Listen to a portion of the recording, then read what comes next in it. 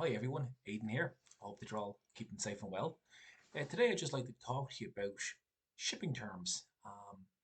It can cause people some confusion, but generally it's quite static. So once you get to know the fundamentals, you'll understand the logic of the different terms that are used. And I've just brought up a table here, which you can find in the bottom in the URL, of the different terms and who pays what, whether it's the seller or the buyer.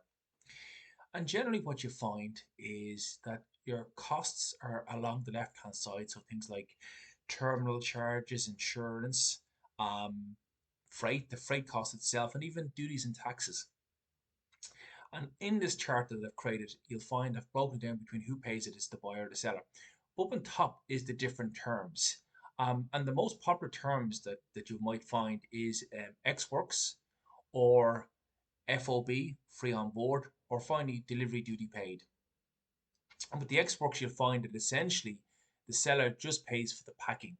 You have to pay for everything else. The advantages of X Works is it lets you get the rock bottom price and gives you the ability to decide who to use and what prices to pay because you're negotiating directly with the logistics firm.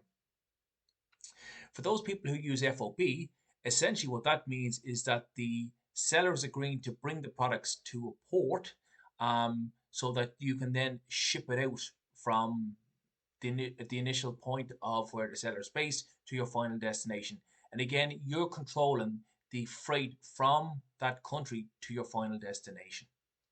And finally, the delivery duty paid. Essentially, what you're doing is you're agreeing a door-to-door price and asking the seller to include that into his overall price to you. The advantages of it is you don't have to go looking for prices. The disadvantages is that the seller may put a premium on that for all the time and effort that he has to do to arrange the shipping. So it really all depends. In the middle are various other terms, and what you can do is have a look over those terms, but really those terms are almost more like industry specific.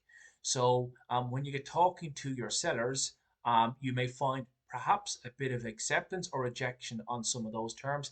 That may be just to do with the industry that you're involved in. Down below, you'll find a link with all this information. And in it, I also mentioned some information about customs and how to interpret the costings that customs use to determine the price that you have to pay for taxes, etc. If you have any questions, please don't hesitate to contact me. Thanks a lot and have a great day. Bye bye.